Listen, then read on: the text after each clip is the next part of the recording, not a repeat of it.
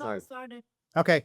All right. Hi, everybody. My name is Joe Luca, and I'm a realtor. I've been a realtor since 2006. I've been very fortunate that I've been involved in realtor leadership. I was president of the Northern Rhode Island Board, president of the Rhode Island Association of Realtors, and I'm currently president-elect for the Multiple Listing Service. And I say this not to brag, but I've been blessed to have been exposed to lots of great trainers from around the country and learned what a good real estate professional is, and then what's not such a good real estate professional. And I have had the benefit of working with a lot of agents and realtors and brokers in Rhode Island. And today we're here to talk to one of the most successful realtors in the Rhode Island community, Kyle Seabuth. And Kyle does a great job organizing his business, if nothing else. You know, what I want to do today is I want to have a kind of a consumer educational discussion about how complex real estate transactions can be, and then also what protections exist for homeowners and how sometimes misperceptions or misunderstandings can seem like they're more than they are. And these are some things that Kyle and I will talk about today. And I want Kyle to share his perspective. This is unscripted. I do have my questions here. But it's unscripted and unedited. So, Kyle, welcome to the Joe Luca Real Estate Show, and Absolutely. I'm happy to have you here. Tell everyone a little bit about you and your background and your business, please. So, I have been a real estate agent in Rhode Island and Massachusetts since 2011. So that would put that at almost 15 years. Yeah. So I started when I was 15, and now I'm 30. And no, I've been in the game since 2011. And to your point, I have faced many ups, many downs, many sideways. But the beauty of real estate is the reason why I entered in 2011 still resonates with the reason why I'm still doing this now. And I've always wanted to run my own business. Mm-hmm. I've always wanted to grow without boundaries. And I've always wanted to have a quote unquote limitless potential, Mm-hmm. and hence where the name came from. The name to me is very important.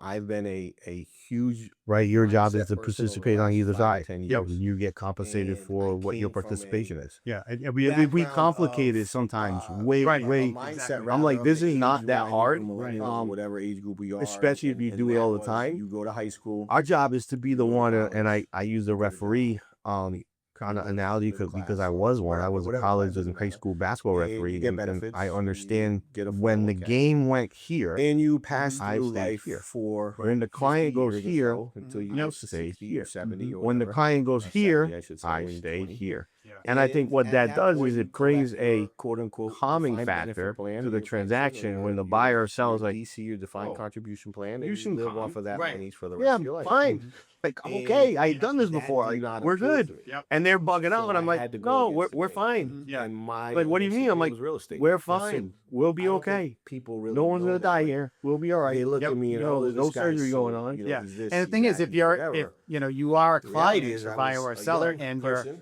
having with a questions, goal, you're nervous, an going ambition, through some anxiety, and an talk to your insane realtor. Just competitive say, nature hey, and you know, drive. And hey that Joe, insane hey Kyle, competitive hey nature and Steve, drive came from athletics. I'm a little I nervous, or started I don't out when I was understand this 6, document. Why did you which put this translated here? all the way through. You know, So and then I don't we even can look explain at it to you. Or And if there was a mistake, we'll correct it. If not, you know, we'll just explain it to you, and you can decide whether to proceed or not. right? I mean, it's How many all people about can you help is communication. the scoreboard, right? And that's the way that I run my business. Yep. And I think the beauty of it is Joe can run his business any way he wants. Mm-hmm.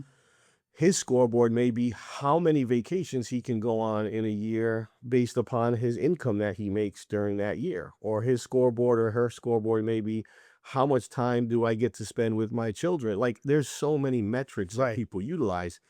It's just, for me, what makes me tick and what allows me to move forward and gives me my purpose, which I think is super important. Everyone has a purpose, is to be hyper competitive Mm-hmm. and to grow Right. and to have no limitation. Yeah. To do whatever, as much as I really want. Yep. So that was a long-winded introduction. Yeah. But I think it's important because I think a lot of people don't know that side or even care to know that side. And that's okay if you don't. And you're Right. like, hey, this guy's a, you know, whatever.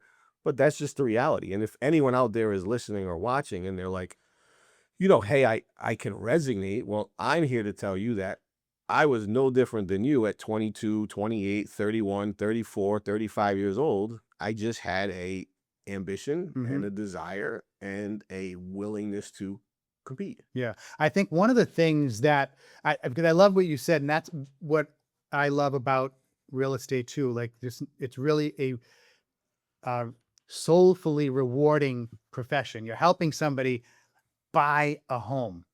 Correct. And I don't care, I've helped, and I know you've helped a million more than me, people who they come to this country from fill in the blank, wherever they are, and they're buying a home after 4 years, 5 years, 15 years.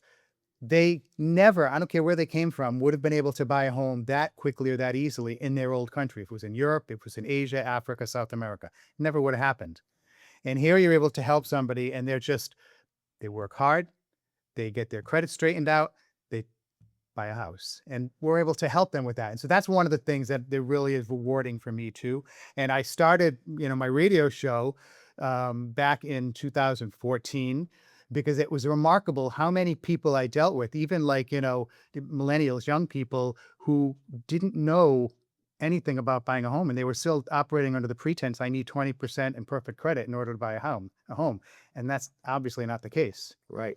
So, getting that message out there, educating people and being able to help them is something that is really rewarding. And one of the things that I've always respected about you and your business is how, just from the outside perspective, it appears to be a well-oiled machine. You get, I mean, a tremendous amount of business at Century 21, at KW before. You've always, kind of adapted to the arena that you were in, and you got it done. And I don't know if it's from the competitive nature. I don't know if you just have a really innately well-organized structure, but it's admirable. I think it's a combination of multiple things. And it's the ability to organize and delegate tasks that you're not good at. It's Right. the ability to compartmentalize the things that you are good at, but also put them in a hierarchy of what's important and what's not important, and then the order of importance. Yep. And then I think it's really, really, really important to understand that every single client, every single deal matters. And whether it's a mobile home for 70K or a house in Narragansett for 7 million, that client deserves the same amount of respect. They deserve the same amount of attention. They deserve the same amount of preparation, consistency, and teamwork across the board. And I think I have probably the best team we've ever had. And they know, and they actually look at me like I'm crazy when I'll go show a $90,000 mobile home in wherever. And I say, well, that person deserves just as good of an opportunity to buy a property than the person that wants to buy a mega mansion or whatever. And I actually get more fulfillment out of helping that person. And I think you said something earlier. I know you're part of NARUP, and a majority of my clients over 15 years are not white people. Right. They're non-Caucasian. Like, that's just who I regulate. That's just, Yeah. I resonate. I came from a background of, athletics where, I played in South Providence. I went to St. Ray's. So I'm just used to that inner city, that city.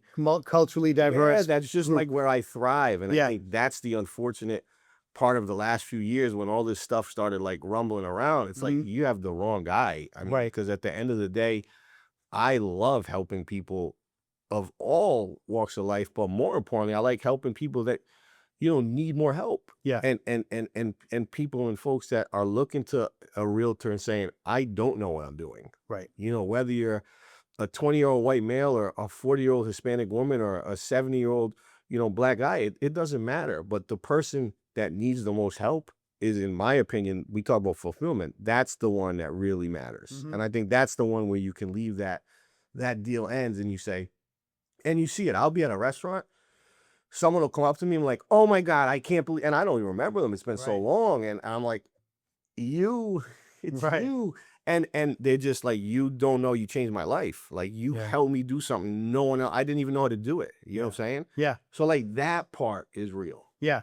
And that, right. And that's the thing that, of course, we work and we receive compensation, but that stuff, it's really good for the soul. And Correct. it's heartwarming when you see that and to know that you can make that big of a difference. But that being said, there are the clients that can be challenging. And, one of the big things that I think, one of the obstacles that a lot of real estate professionals trip over is the whole communication thing. Uh, And, I think we've all done it at one point or another. You forget to make this call or do that text or send that email. Where some folks, it's just like it's a pattern of not communicating, not even miscommunicating. it yeah, and I think one thing to that point, like, and I just sent the group text out to my entire staff this afternoon because we've been very busy and everybody's working their tails off, and I can see tensions rising. But to that point of communication is, and the point of missing and lack of communication, it's one thing to have it, but I think it's more important to fix it. Yeah. So if you realize and you're aware enough to realize that, hey, we have a kink in the armor, Mm-hmm. right? We have communication issues we need to get better. As long as you work on them to get them better, no one's perfect. That's the thing. Yeah. Like everybody's like, I can't believe you made that mistake. Right. Let's say a deal where I don't know, we did one thing on the paperwork side, and the other agent's like, how could you ever do that? And, Yeah. and my response is like, I'm sorry, like I didn't do it on purpose. And We're all human. We live in Right. an imperfect world. We're all sinners. And I see you've got some references to scripture on the wall over we here. do. And that is something that's very grounding. And we mentioned NARAP, not to go off in too far of a different direction, but when I got involved with NARAP, which is National Association of Hispanic Real Estate Professionals, I'm president of the Providence chapter. The thing that really impressed me about this group of folks, and I was honored when they asked me to be on their board of directors, is they're very family oriented. We already, refer to it as La Familia, but they're also almost to a fault. Everybody, they're proud of their relationship with Jesus Christ, and they reference that. They pray before having food. We say a quick prayer before our meetings, our board of directors meetings now. So that's something, it kind of keeps you focused on what's important in life. And even if, we are imperfect, we make mistakes, there are opportunities as long as you have that baseline to come back, chuck to the ball, as we say in soccer. So you just made me think of something else, and I think I'm a thinker, but Yeah. a doer, right? But I think a lot. Like I always try to be 10 steps ahead. Yep.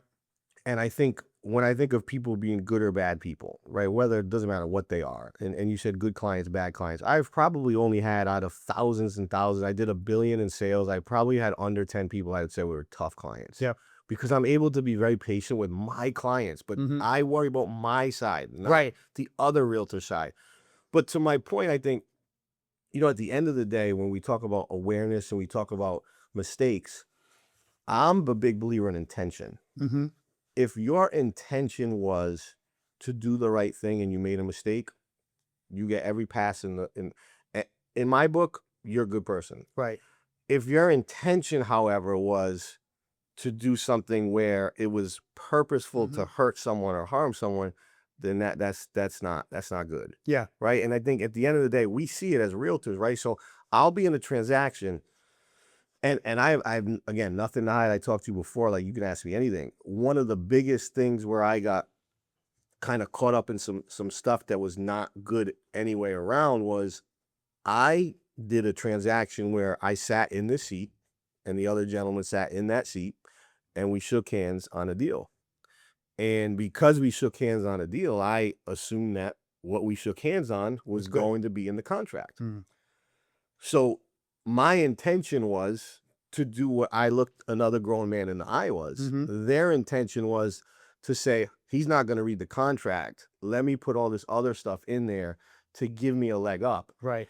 So like when I look at it, I came out unfortunately in that situation to be a bad person, but the reality was my intention was exactly how we sat in this room. It was a cash transaction and I was the seller. Yep. In this situation. This gentleman was the buyer and it was supposed to close in 30 days. 12 months later, we still didn't close. So there was a lot, to what we talked about to 12 months later, frustrations rose. Yeah. And I think at the end of the day, when I look at good, bad, and in real estate, there's unfortunately, there's people that angle, and fortunately, there's plenty good ones that don't. Mm-hmm. And I'll even be in situations where I'll have an agent who's upset with me, and I'm like, but you're the one angling. Yeah. I'm not angling here. I'm just being honest with you. Like, Yeah.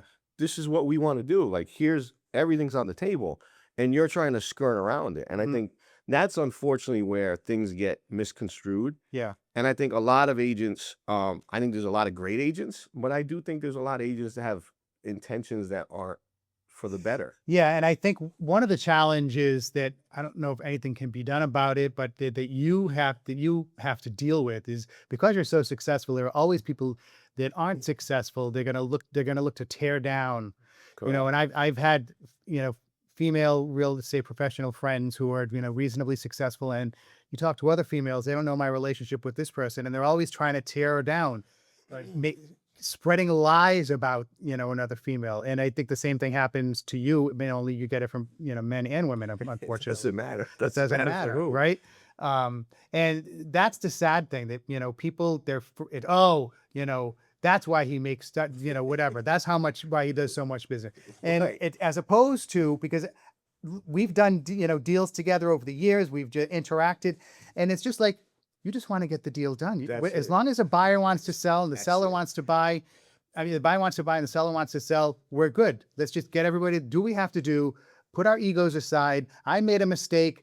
Let's correct it and move on. So have you ever watched sports? Yeah. Okay. Have you ever played a sport? Yes. The referee's job is to what? Basically what? To make sure that the rules are enforced and nobody gets one over. And stays out of the way. Mhm. A great referee, nobody recognizes. Right. So in my opinion, a fantastic realtor, why are we getting in the way of a buyer who wants to buy and a seller who wants to sell? Yeah, that's right. That's a great. Like I always say, I'm like, you guys. So like I had a deal recently, and I'm going to give you an example. I am the easiest going person as long as you don't push me. Like as long as you don't attack me, I will work with you. I will do everything possible to make the deal. Where if you say to me, I've never done this before, I'll be like, listen, we'll do the whole thing. You don't have to do anything. You'll get paid at the end. We will handle everything for the other realtor. Mhm. Don't even worry. I'll even say, don't worry about going to anything. Right. I'll have somebody at everything. You don't need to do anything. And if you want to learn, we'll help you, even if they're not with us. I had a deal recently where the buyer's agent, okay, instead of getting 2%, because it was a 4% commission, I always pay 50-50. It was a 4% commission, and we were going to pay 2%. They wouldn't execute the transaction unless we paid 2.5%. So they were going to hurt their buyer. Yeah. And this has happened multiple times where they're like, I've encountered that too. they'll Yeah. be like, buyer's not moving forward. I'm like, hold on a minute. The buyer's not going to move forward because you're not getting 2.5%. So you're telling me within 1 millisecond, you just went back to the buyer and told them the commission was 2% versus 2.5%, and they're not going to move forward? And they were like, yeah. I'm like, come on, man. That doesn't even make logical sense. Like, yeah, see, when I have encountered situations like that, which has only been once or twice, I just say, you know what? Okay, here, that's great. I totally respect that. Here, have your client sign this piece of paper. So I I can didn't do know. So I didn't know that rule. Like I didn't understand. I just say put it in writing so I can give it to my client so they know I'm honest. I just sit there and I'm like, and my admins will be like, "You reading this, right?" I'm like, I got nothing. Like, we're basically telling. There was one recently too where the seller I've known forever, he will only pay 4%. This is how he operates.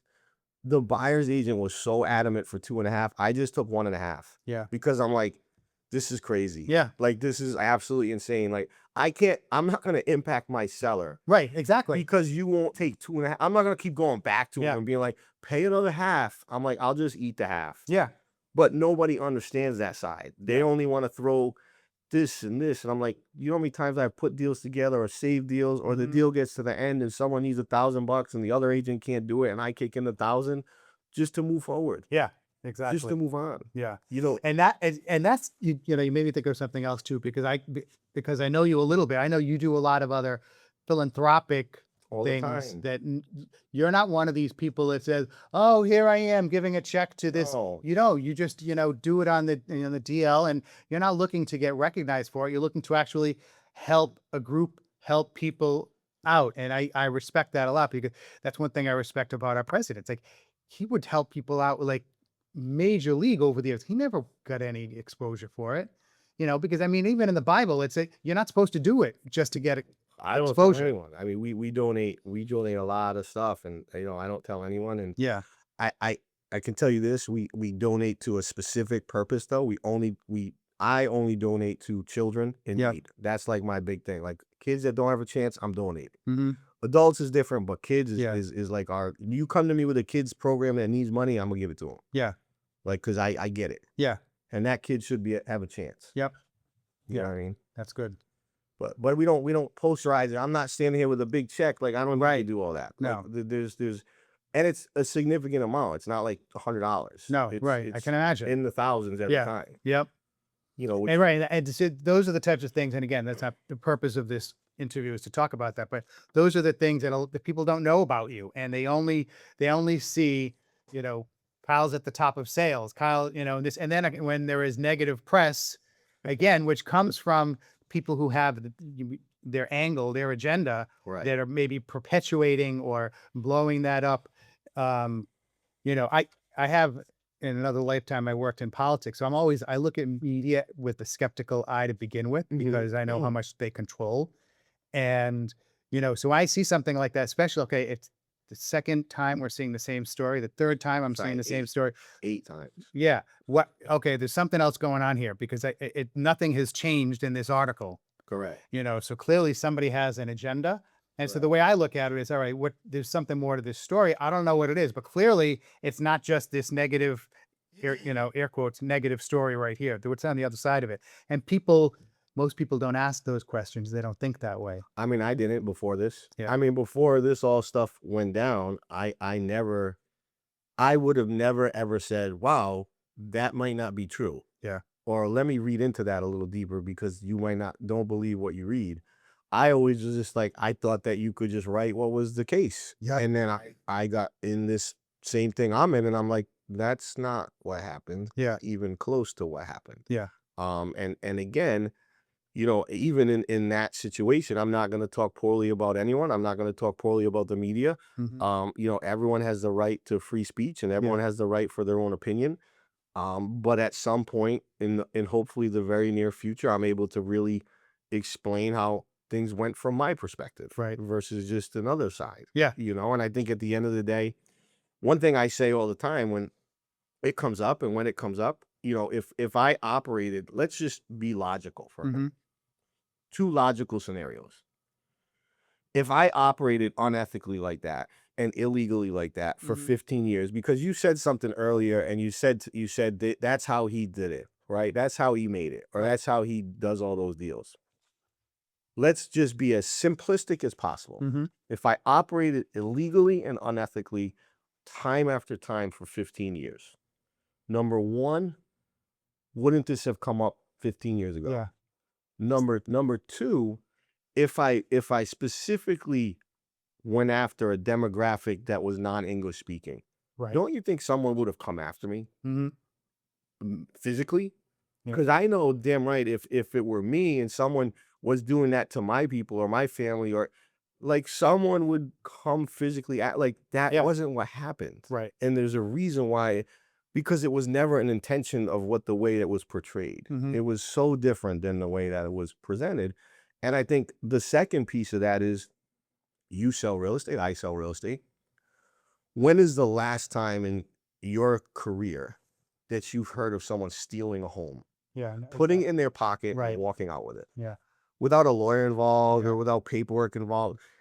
It's just those two things, in my opinion, just make it so illogical. Mhm. And unfortunately, people that don't do real estate all the time, they're like, oh, see, that's what, but it's not logical. Right. You can say anything you want, and you can make an accusation, and that's fine. But And at some point, excuse me, you just have to stop and think. It's like, all right, does 2 + 2 = 4 here or what? I say it all the time, 1 and 1 doesn't equal 2. Yeah. Like 1 and 1 here is not equaling 2. Now, Right. again, are they, out of over $1 billion in sales, if that one situation, which however way you want to spin it, was a situation where there was a discrepancy or a confusion amongst two parties, Mhm. whatever the way you want to say it was, like, wouldn't you, like, that's a very good ratio. Yeah. That's a pretty darn good ratio of great transactions where both parties were happy, and a transaction where someone had a disagreement, Right. or whatever. Like Yeah. out of all those sales, I just think it's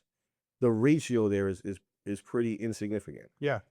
No, yeah, exactly. I mean, my whole thing, the way I looked at it too, is like, all right, here's this guy. He's been in the business a long time. Time I didn't know was since 2011, and I know he's done a, you know, ton of transactions. And all right, we've got this situation right here. I mean, this isn't something like you just flip on a dime all of a sudden and start changing your MO. Number one, and number two, if it was always his MO based on just sheer probability, based on the number of transactions, somebody would have put their hand up and say, "Wait a minute, stop this! You're Way before now. right, This would have been 14 and a half years ago. right, Like, I don't care who you are. Like, no one's going to let you do what you're accused. Yeah. This doesn't make logical sense. yeah, And I think unfortunately it didn't even get that. No one even dug that deep. It just kept going and going and going, and momentum just kept building and building in a Yeah. negative way. And at that point, you just kind of let it run its course and Yep. do what it does. I mean, we're lucky, everybody's innocent till proven guilty. The sad thing is always because when you're dealing with a media that has an agenda, damage can still be done, even though somebody is exonerated, even though I'm innocent. Irrelevant. It doesn't matter. It's irrelevant You at this know. at that point. Like, the damage was done, and Yeah, the headlines were made. And again, I'm not going to sit here and talk poorly about anyone. And the one thing in this business, and you could honestly ask anyone that I know, and if you ask them, has he ever talked poorly about someone, Mm. like outwardly, that's in this business, that hasn't actually done something to him? Answer me no, right. because I just don't have time. Yeah, And I don't have any energy to do that. I want to see people win. I hope you fulfill your scoreboard and your goals. I Mhm. hope that every realtor out there gets whatever they want. Like, the real estate is not binary. right. Exactly. And I think that's the part that a lot of people forget. And they look at me and they're like, oh, I hope he goes down. And I say, okay, you hope I fail and you hope I go down. But that's not going to help you. Right. So Yeah. I can't understand, like, Right. if you don't like me or you just don't like the perception, that's one thing, but it's still not going to help you in your life. Mm-hmm. And I say that all the time, like, whatever happens to Joe is irrelevant to me. Mm-hmm. It's not like Joe's deals are all going to, it's not like all my deals are going to come to someone else that Right. hopes I go down. Yeah. And I think this part is so important. And I'm going to ask you, and you may know the answer. Mm-hmm. Out of Rhode Island, out of all the transactions in the state, what percentage do you think that I incorporate? Out of On an annualized basis, let's just say I know the number, over the last 5 years, I myself made up how much percentage of Rhode Island business? 10%, 1%. 1%. 1%. All So right, stand corrected. 1%. Yeah, I make up 1% of the Rhode Island market. yeah, If us as realtors are so concerned of the person making up 1%, right. there's a bigger problem. And that's the part I'm like, you guys are missing. There's 99% more business to go get. Yeah. And you're worried about the little guy getting one. Well, I think one of the challenges that people fail to, one of the issues that people fail to recognize is that, we're in a situation in the business cycle right now that, last year about a little over 4 million houses were sold. Uh-huh. Okay. During COVID, I think, or right before COVID, 6.5 million houses were sold nationwide. We had 1.5 million realtors in this country doing 6.5 million transactions.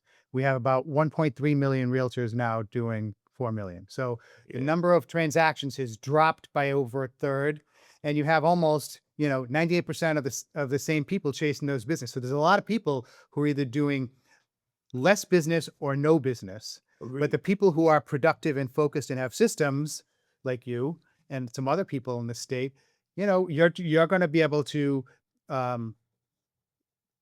realize, gains. That other people- you'll increase market share. Yeah. Because again, and I think you hit it in the beginning, I run the business systematically. Yeah. It's not a guess. I'm up at 4:15 every day. I have the same systems every day. I work 7 days a week. I have a 30-minute schedule every single day. I'm 30 minutes from 9 o'clock in the morning until 7 p.m. at night. Mhm. So it's not a guess. It's not a, on a whim. So the systems that we have in place have been thought out for so many years. Right. There's a reason why the results are what they are. Yeah. It's because of the systems, it's because of the discipline, it's because of consistency. And I would argue that if I were an agent that was struggling or saw a decline in my business, I would start to look at other folks that were increasing or improving their business and say, and you don't have to look at, I'm all about being humble enough to say I don't know everything, not even close. Right. Like in real estate, I'm learning every day. There's Yeah. deals I never even could imagine.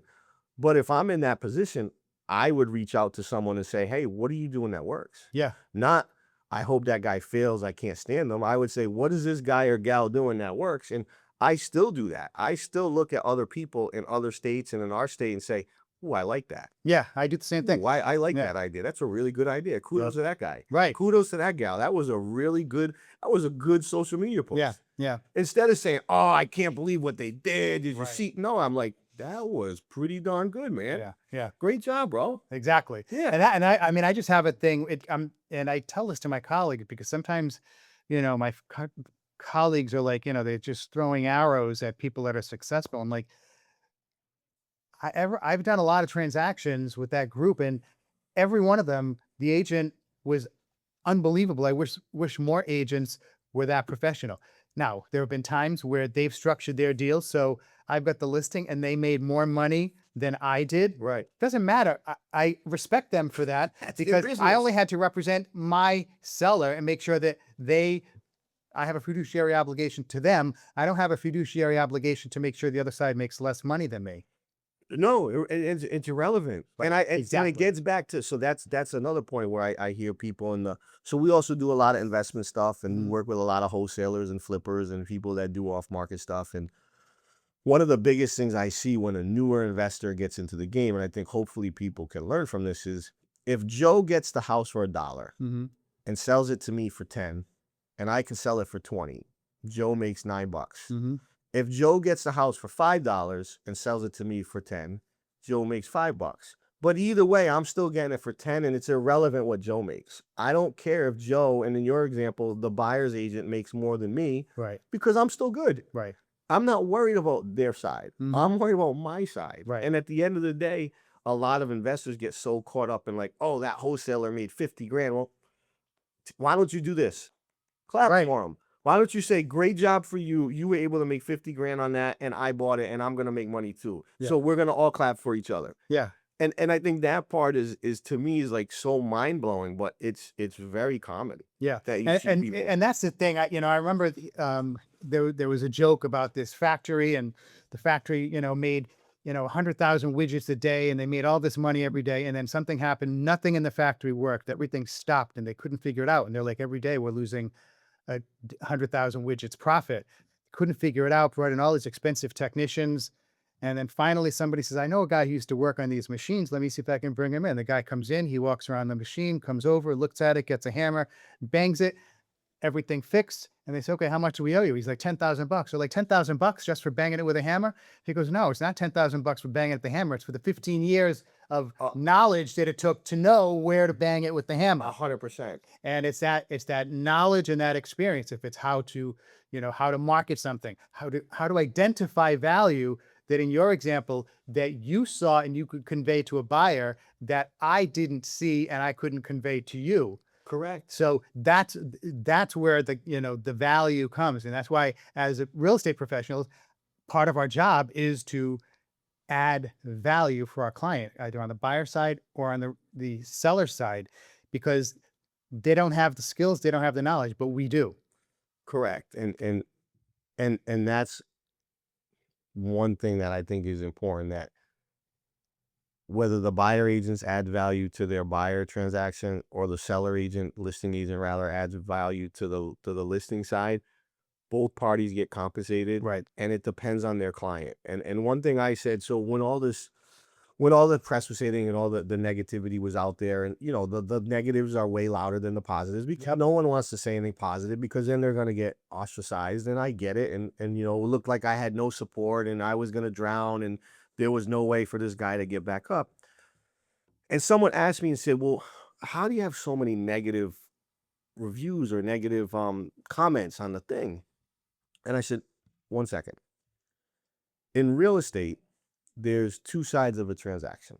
There's a buyer side and a seller side, right? So there's a buyer agent and a listing agent. And in real estate, Joe represents the buyer and Kyle represents the seller. If Joe's client doesn't like Kyle because Kyle's client wouldn't do the repairs that Joe's client asked to do after the home inspection, and Kyle negotiated a better transaction for his seller, does that mean that Kyle's a bad guy and a bad agent? No, I mean, he's a good agent. Thank you. So all the negative comments, Yeah. right, came from folks that I've never met or never heard of or weren't my clients. Now, I'm going to even cycle it further. In real estate, there's a site called Zillow. You familiar with it? Yes, I am. Zillow, guys, this is very important. To write a review on Zillow, what has to happen? Do you know? You have to have a relationship with the person you're reviewing. Do me a favor. Google my name right now and go on Zillow. This is as real. I didn't tell you to do this before, right? No, you have did no not. idea what I'm telling you to do. All right, Google Kyle Seba Zillow.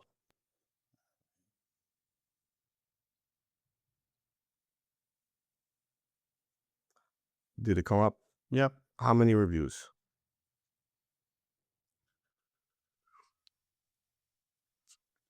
I don't have my glasses on. 529 reviews. 529 reviews. And what's the 5.0. 5-star rating? 5 out of 5. So just stop for 1 second. So say it again. How many reviews? 529. And 5.0. 5.0. So out of 529 people that took time to write a review, they were all what? 5s. They were all top scores. 5 stars. Yeah. Now, if I was doing that poorly of a job, Right. and they were my clients, how many folks would have wrote 5-star reviews? Well, yeah, exactly. It just doesn't make sense. Yep. It's not logical. And that's where my frustration came from. And I think to the end of the day, I'm no better than any other agent in the world, but I really care. Yeah. You can say anything you want about me, but I really care. I give a you-know-what that my client's happy. Yeah. And if 529 5-star reviews doesn't show you that, versus a Yelp review where a guy went into an open house and said, I was talking on my phone to another. I'm sorry. Like, I don't know. You had a realtor. Like, right. What do you want me to do? You come in the open house. You're with your realtor. I tell you the property. I jump on a phone call. You're angry that I jumped on a phone call. Like, that's the kind of stuff I was reading. Yeah. Or he screwed me. I bought a house from him and, you know, the repairs, we didn't get all the repairs he wanted, or he got too much for the house he sold me. I'm like, well, that's my job, right? I'm supposed to do that. Exactly. And the thing is, it's almost sad that there are so many of our colleagues that don't understand that. Right. And they will, whine and complain that, I was trying to get so-and-so to do this and they said no. And they know that that's not a heavy lift. And I'm like, yeah, but they're not representing your client. They're representing the seller. So their job, my job when I'm representing the seller is to get them to have to spend as little money on repairs as possible. And guess who you're going to listen to? Right. The seller. Exactly. You're not listening to the buyer's agent. Which is part of the mandatory relationship disclosure form. This is by law that we all boggles my mind. I'm like, I don't work for you. Like, an agent will be like, I can't believe they're not doing it. I'm like, what do you want me to say? Right. I'm not doing it. Right. And then and honestly, if I'm the seller and I did the flip, I do like 95% of the stuff. Yeah. Now, here's where people get frustrated. And actually, I know that because we did a deal together and that was the case. Yeah. I do. I just end up doing it because I'm like, I don't want the person to be screwed. Like, Now, here's the other part people don't get though. Let's say I do the construction. I do it. Like, I'm not physically going myself. Right. To put the soffit in. Right. Like, I'm not going there to replace the P-trap. Right. S-trap. So they'll go back on the wall. I can't believe you didn't do this. I'm like, dude, if he didn't do it, he's going to have to go back. Right. I paid the gentleman, assuming that he did it, because I assume if you tell me you do something, right, you do it. Yeah. And I'll get the agent down my throat. I can't believe you didn't do this. And I'm like, dude, I don't know what you want me to tell you. I thought it was done. Yeah. I'll show you the check I gave the guy to do it. Yeah. And they just won't stop. They're like, see, here you go again. I'm like, I don't know what you want me to do. Right. Like, Yeah, what do you want me exactly. to say? I'm sorry. Like, And I didn't do it on purpose, and I didn't do the work. I've learned that all I am is the real estate guy. Right. I'm not an electrician. I'm Right. not a carpenter. I'm not a plumber. So I can see this. Like I don't even say, when we're walking through the house, I'll say, oh, it looks like it has 100 amps of service, but I'm not an electrician. Correct. That's what the circuit breaker says. Correct. Because I don't know. I don't want to tell them it's 100 amps and then they open it up and it's 60 and they put the wrong breaker on there and then I'm the bad guy. And I think I know you well, and I mean I don't know you that well, but I know your character well enough to say you would never tell someone it's 100 amps when it's a 60. Like if you said it, you didn't say it on purpose. Exactly. You're not, and the same thing with me. Right. Like, dude, And I have you make a nothing to- mistake. Oh, I misspoke. I'm sorry. My bad. Right. And usually we find that out before it's too late. Correct. And we can so- rectify it. Right. And I think the end of the day, that's the part that, just getting back to that part where the other agent on the other side, and I say this all the time, you can definitely stand on a soapbox and be like, I am the buyer's agent. Mhm. I am the listing agent. But you get more out of it if you're like, hey, Joe, I got the buyer. We're going to put this offer in. Yep. He's a really good buyer. We can make this happen. Yep. I'm going to do the best I can with inspections. He's going to get his own inspector. Let's do everything we can to get this thing home. If you need anything at all during the transaction, I've got a transaction coordinator, but just call me. If it gets to the point where you really need something, give me a call and we'll make it work. Yeah. Love that, but I never get someone that says that. And when I'm on the other side, I'm like, yeah, whatever you guys need, cool. But then they just poke and they poke and they poke and they just poke until you snap because they want to find a reason. Mm-hmm. But if we have that conversation, that's pretty easy, right? Yeah. Instead of me saying, my seller will not do any repairs. My seller will not do that. Like, why are we starting like that? Yeah, exactly. Why? We don't even know if there's any repairs that need to be done. And so I just want to point out for our listeners and our viewers that maybe that's a reason why you get more deals done because you're staying focused on keeping a deal together and not digging your heels in with your own ego. Correct. Saying, I'm the buyer's agent, I'm the listing agent, and we're not going to budge. All right, if you're not going to budge, great. You can just sit on it and never not get a deal and not get a deal done. And I'll even say, let's say I have a seller and I know, because I'm dealing with one right now. I know that this person is difficult. I will say to you up front, say, Joe, look, I know this guy and I'm telling you right now, if we ask for anything, he's not going to do it. Yep. You can do every inspection under the sun and I will ask for everything that you want. But if I don't tell you and your client this up front, I'm doing you a disservice. Mm-hmm. What more can I say? Yeah. But that's a way to approach it instead of my guy will not do anything. Right. My guy will, like, all right, well, why don't you just tell me, let's talk about it. And then you can say to me, well, all right, my buyer's a little tough too, so this might be a difficult one. Let's buckle up and do what we can. Right. Let's work together to try to get it there. Exactly. And there's actually, and this is going to sound crazy, but more agents that are 50 plus, I've found easier to do it with. Oh, really? Yeah, I've actually found that the ones that do business, not the ones that don't do business. Right. Like, I can think of one. There's dude, the guy Nelson. He just came to my head. Oh, yeah. Like, guys like him, poof, fantastic. Yep. He looked at a house yesterday. He put an offer in on it. He needed the disclosures. We got him right to him. Boom, boom, done. Like, I know what I'm dealing with. Cool guy. Like, he knows we got to get the tenants out. I said, we'll get him out as fast as we can. He said, don't worry about it. Yeah. We won't talk to each other till the end. Right. You know what I'm saying? Yeah, yeah. Like, that's nice. Those kind of people, man, I would go to war with any day of the week. You know, and I think, unfortunately, a lot of people get trained the wrong way, and they're trained to kind of nitpick and be a fighter. Yeah. Yeah, and I think a lot of time people, they get too hung up, a lot of realtors, they get too hung up in that they're the realtor. And it's like, we are a realtor and we do a lot of really important, significant things during a transaction. But in the final analysis, I'm not the one buying the home. I'm not the one selling the home. I'm just here to help broker the deal, to bring the parties together, as long as they want to be brought together. So I'm an essential part of it, but I'm not a significant part of it. The significant part is the person who has the item being purchased and the person who has the money. Those are the significant parties. I'm just like the nexus in between. And so I don't have a big ego, and sometimes it's unfortunate when our colleagues do. Yeah, and you know it from the beginning, and you know this is a deal that's going to go a certain way, and you understand what it is, and it's unfortunate, but it happens. And I would just like to speak to the I don't want to say younger, to to the newer dogs in the game, and we say you can't teach an old dog any tricks, but to the newer dogs, like, understand how valuable that is. Yeah. Work with each other. Don't work against each other. Granted, you have a side to represent, they have a side to represent, but the ultimate goal is to get a transaction to consummate, right? To get a transaction to actually close. And the only way you get a transaction to close is if you help with your side.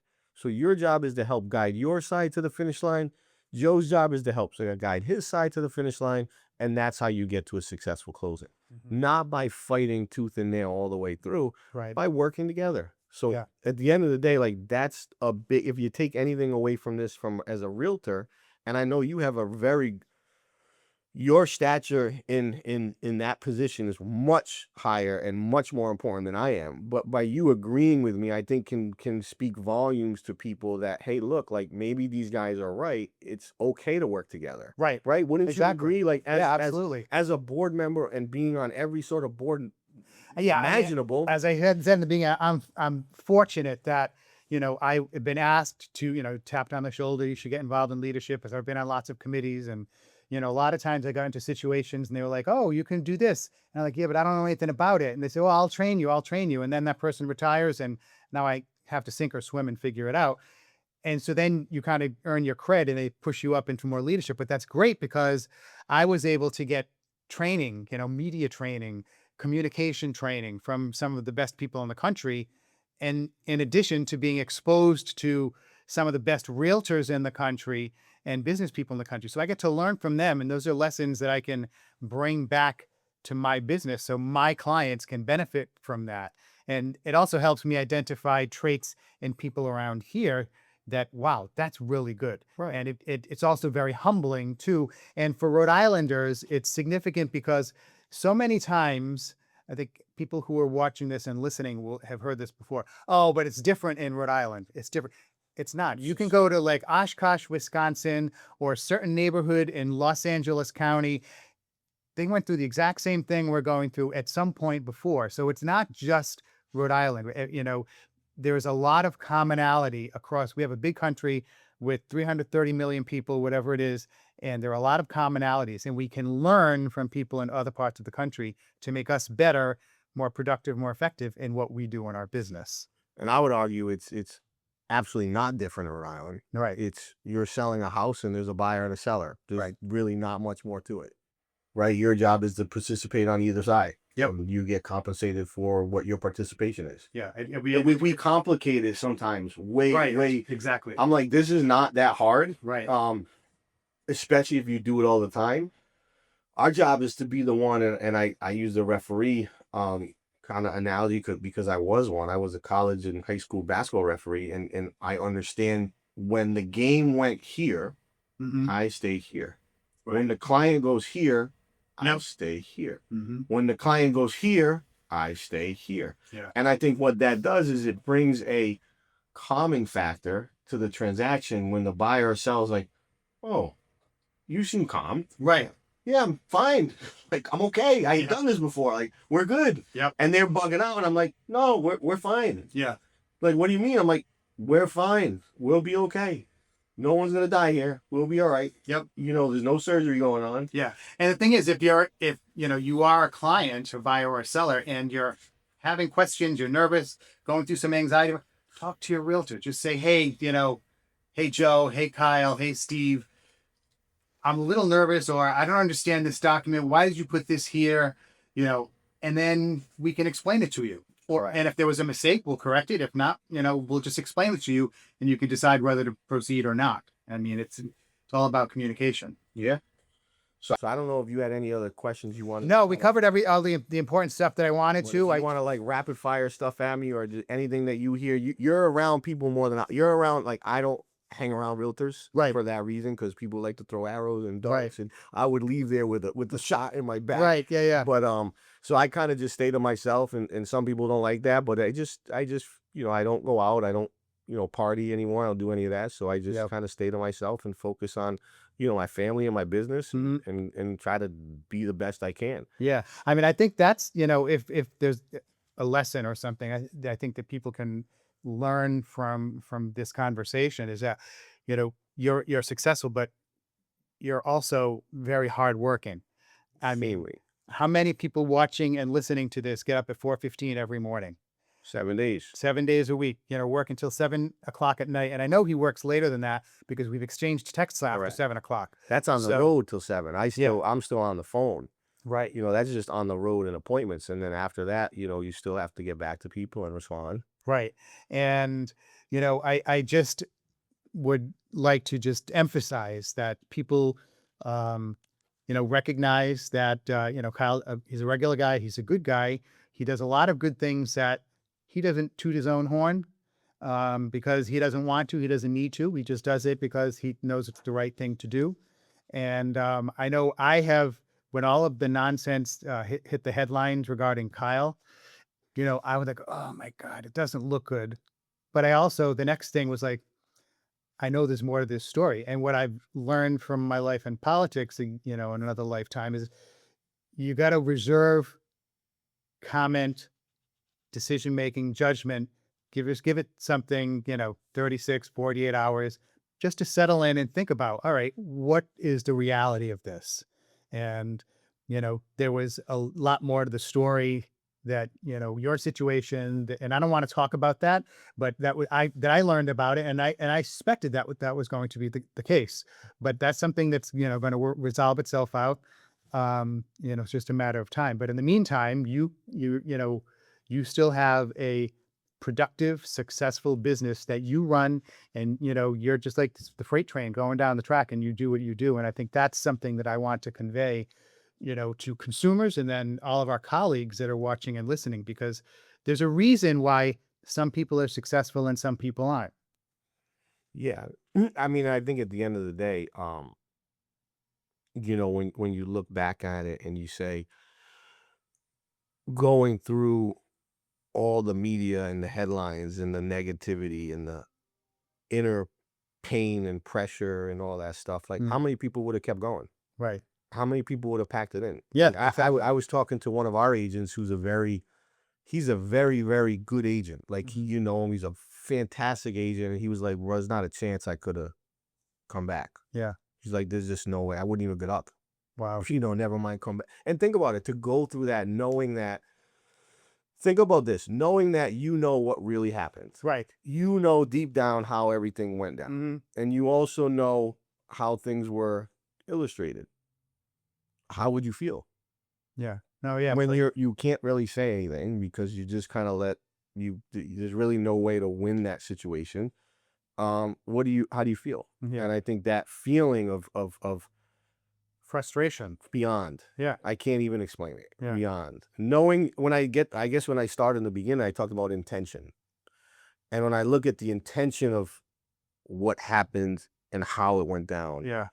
nah, that's not what happened. Yeah. That's just not what happened. Yep. And there's a handful of people that know, and it will run its course, and we'll get to the point where we can be more vocal. But unfortunately, you have to deal with, to your point, I mean, you would love to say innocent till proven guilty, but in the public eye, it's guilty till proven innocent. Yeah. Right? I mean, Perception perception is is not reality. right. Right. And unfortunately, too many people take it that it is. And, I think that, what a lot of people will say, well, and, they'll cite an example where someone clearly lost control and lost their temper. It's like, most of us, probably 99% of us, lose our temper at some point or another during the day or during the week or during the month, whatever.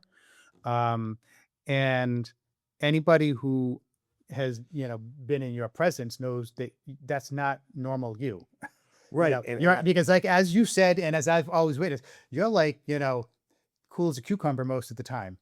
Exactly. And Unless for something to push you so that you'd have to, react and use, inappropriate verbiage. Yep. We all agree that was wrong. But I'm old enough to know, all right, I've got to bite on my tongue right now because I'm going to say some stuff that's not good and I'm not going to say anything. But it's taken me many years of not being able to bite my tongue to do that. And it happens. We're not always successful at stopping ourselves. And I actually forgot about that part. That part is unacceptable. Yeah. The language, unacceptable. Yeah. The emotion that came into that situation, unacceptable.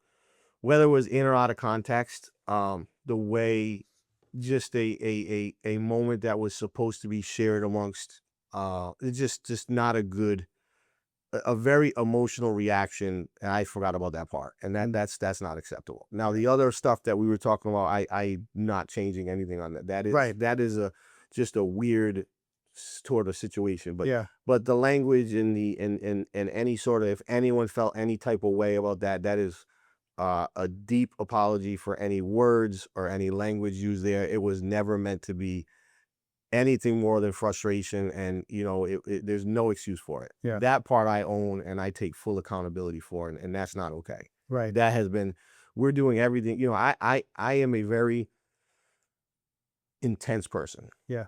And I like to win, and I like to do things right, and I like to be perfect. And I know it's not possible to be perfect, but I know that every day, if you try really, really hard, you can get as close to perfection as you can. And I think when things go haywire, sometimes our emotion can get in the way. And that was a situation where emotion took over, and it's just not an acceptable reaction, and the wording is not acceptable. And as an individual and a human, it's just not okay. Mm-hmm. So whether it's in the workplace or in the, in your personal life, it's just not okay. Yeah. It doesn't matter what the other side did, or it doesn't even, I'm not even going to get into that because Right. it's irrelevant. Right. Exactly. That part is irrelevant. Yep. Whether 99.9% of people would have said something worse, it doesn't matter. I need to hold myself higher. Yeah. And I need to do a better job there. And I'm working on it. And Yeah. it's not easy. And, again, most people only see one thing that we're doing. We're trying to operate multiple things here, and building it from scratch. So it's a very stressful day. It's a very stressful week. It's a very stressful month, but it's not an excuse for that. Right. And that's something that I need to be better at. And that's something where, if you're listening and you're out there, be careful what you say, be careful what you text.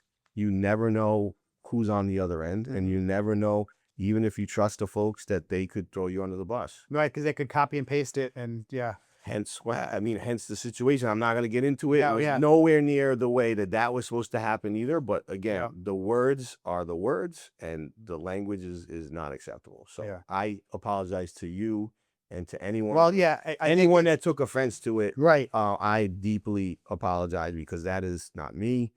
I would never try to harm someone. I would never try to hurt someone. Mhm. It wasn't geared towards any sort of any person or demographic or group. It was not like that. But it doesn't matter. It's irrelevant. Yeah. I mean, we're all human. We all have human failings, and we're all sinners. We've got scripture references on the wall. Correct. We are all sinners, and we all have a demon, or in my case, demons that I have to fight on a daily basis. Correct. And that's my job, and it's between me and my maker, and what I have to do. And you had that one experience, and you're not perfect. And I learned. And am I still perfect? Absolutely not. Do I still lose my temper? I'd lie to you and tell you if I did. Right. I'm trying. Mhm. I'm honestly trying. I'm being aware of it. And that ties into what you said before. Excuse me for interrupting. No. Intention. Intention, yeah. My intention is to make myself a better person and not fly off the handle. My intention is not to drop F-bombs as frequently as I do, or whatever it may be for me.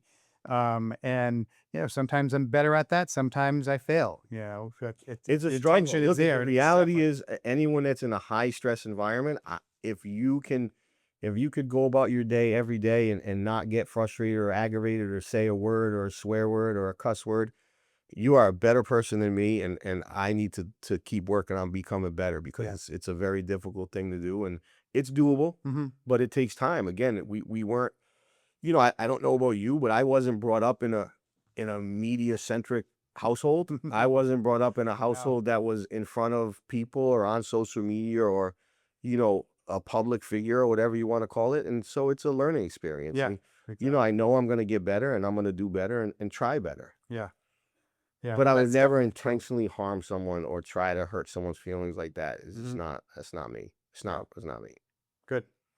I don't have any more, questions or things I'd like to go over, unless you have any questions or things you'd like to point out or say. I mean, No, I think, I hopefully you can relay that this was not scripted. This isn't even going to be edited. right. We're No, just not gonna- scripted at we're all. I gonna mean, let it- I had questions. Some of them I stuck to, some I veered off of, so because the conversation was going well. So Yeah, I think just I guess I leave you guys with this. Just have good people, in your corner. yeah, Keep yourself humble and level-headed, and remember that if you know you intend to go out and be better every day, and you know that you try to help people, you'll be in a good place and you'll get the fulfillment you need. I think, and that's the end of the day. It's every person has a different level of fulfillment, and wants their own goals and desires. And if you get anything out of my situation, whether you're a realtor or a salesperson or a mortgage broker or whatever, and you're in a sales position, don't let anyone tell you can't do something. Because when I was coming up, and